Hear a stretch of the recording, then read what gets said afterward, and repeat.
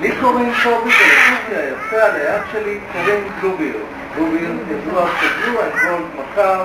הוא מגיע אלינו מדרום אמריקה והוא יפתח עבורכם את המופע היום אז. בואו נתחיל. בלוביר, אני רוצה שתטפס עד הסוף, עד למעלה. קדימה בכל הכוח. הגעת? יפה. תן לי משיכה קלה. תודה רבה, ברוכים הבאים לחמת גדר, ותודה רבה לבלוביר. אני רוצה להמשיך ולספר לכם, כאן בחמת גדר התוכים שלנו מסתדרים לגמרי לא רע אחד עם השני. אבל האחרונה פרץ ויכוח בין שניים מהם, הם מתווכחים עם התוכי החכם ביותר באתר. ראשון הם מתווכחים, זהו רקס. רקס הוא אכלה בין שני סוגים שונים של תוכי המקאו, זו הסיבה שהוא צבעוני ויפה כל כך. רקס, אתה תסדר בינתיים. את חוכמתו הוא ישמח להציג לפניכם בעזרת דוח ההרכבה שלו. ואחרון חביב, תודה רבה לך. אז בבקשה, זה לוח ההרכבה של רקס. בואו נראה מה יש לנו כאן. ריבוע אדום, רקס הריבוע הולך מכאן לכאן, בבקשה תתחיל.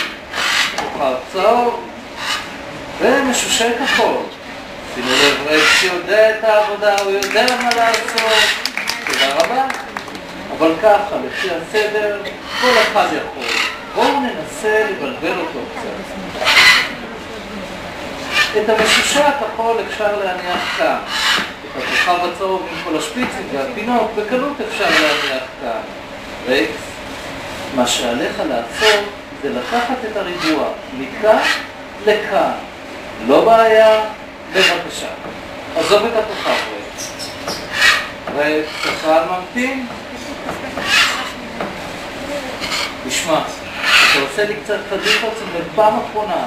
קח את הריבוע מכאן לכאן, מכאן לכאן ונפתור עניין, אז בבקשה. אחרי הסבר כזה ארוך, רקס ודאי יודע מה עליו לעשות.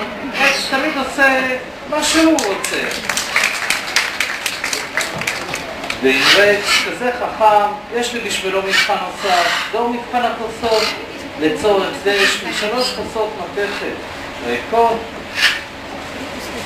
זה פלסטיק אחד אדום. אני אניח את הפלסטיק מתחת לאחת הכוסות. נראה אם רקס מסוגל למצוא אותו. רקס, תן לי בבקשה.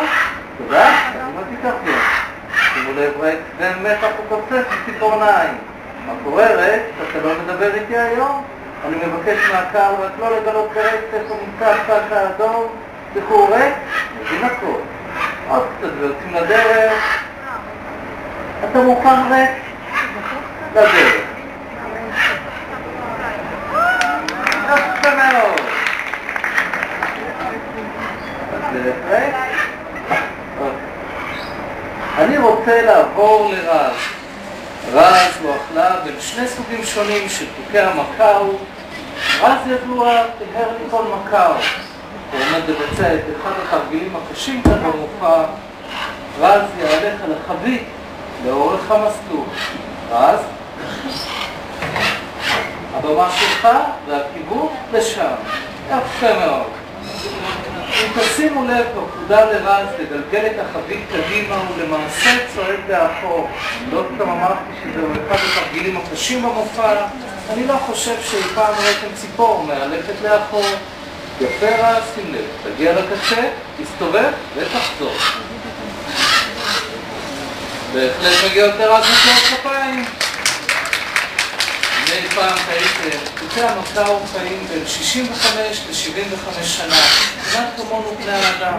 יש גם כאלה שמגיעים ל-100, רז עדיין צעיר, יש לו דתית גדול, ושוב, תודה לרז. ועכשיו, אני גאה להציג לפניכם את הנסיך הלבן. זהו ג'קי. ג'קי ידוע כגלריטה הקקטו. זהו הקקטו הגדול מסוגו בעולם והוא מגיע אלינו מאוסטרליה. ג'קי מאוד אוהב לקרקם בפארק על הקורקינט שלו. ג'קי מוכן? צא לדרך. שימו לב איזה נהג מצוין לג'קי. יפה מאוד ג'קי, קדימה עד הסוף. רקס, נחזיר את זה למקום. קצת עידוד של הקהל להחזיר את ג'קי למקום שלו. יפה מאוד. מקור השם ככתוב מגיע אלינו מן הילידים האוסטרליים. בשפתם זהו החלק הצהוב על ראשו של ג'קי, הציצית, פשוט מאוד ציצית נע. ואם ג'קי הרשה לי, זו לא בעיה, למה רק צריכים למצוא את המצע הנכונה. ככה זה נראה. שוב, תודה לג'קי. אני רוצה להכיר לכולכם את רותם. רותם נמצאת על הפעמון הכחול. רותם כבר בת 17. בוקר סיפרה לי סוף קטן. קצת נמאסת מכל עסקי השעשועים כאן בפארק. רותם רוצה לנהוג. 17 זה גיל מתאים לנהיגה. החלטנו שרותם תנהג המשאית. רותם, שימי לב. אלה המפתחות. כשהיא להביא אותם, אני אביא את המשאית.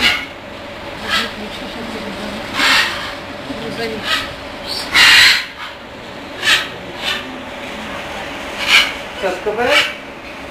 תודה רבה. רותם, תראה לכולנו איך מגיעים הביתה בשלום, רק נשיקה קטנה לדרך. תודה, ובבקשה רותם.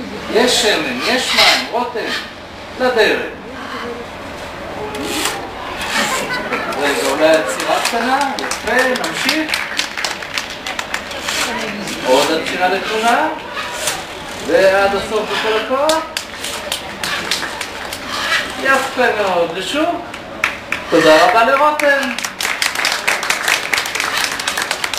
אני רוצה לעבור לדאצי. דאצי כבר בת 6. דאצי מאוד אוהבת לטייל כאן בפארק על הסקטים שלה. דאצי, תצא לטיול ולא לרמות דאצי. יפה. לנו תרגיל זה נראה פשוט למדי, עולים על הסקטים ומחליטים, אבל לטורקי נדרשת בין חצי שנה לשנה כדי להגיע ליכולת כזו. דאצי בהחלט אלופה אמיתית, למרות שפה ושם גם יש לה רמאויות, אבל היא בסדר. חילוקי המקאו ידועים גם כאורות, הם חיים זוגות בארצות הברית ובצפון אמריקה.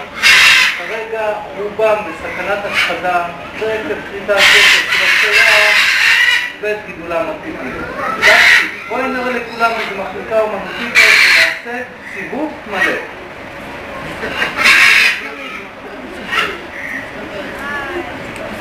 יפה, בואי נעשה עוד אחד כמו שצריך קדימה סיבוב. יפה מאוד, ושוב, תודה לדאצי.